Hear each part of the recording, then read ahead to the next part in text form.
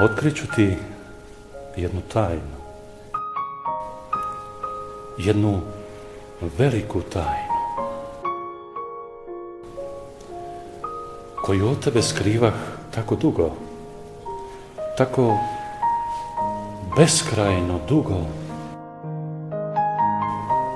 godinama, desetljećima, stoljećima već. I prije nego te upoznah, i prije nego me po prvi put je pohodila plamena ljubav, otkriću ti jednu tajnu, jednu veliku tajnu. I ako ju ne uspiješ sačuvati, nikada nećeš moći doznati koliko te volim i da sam u te na smrt zaljubljen. Ljubavi moja.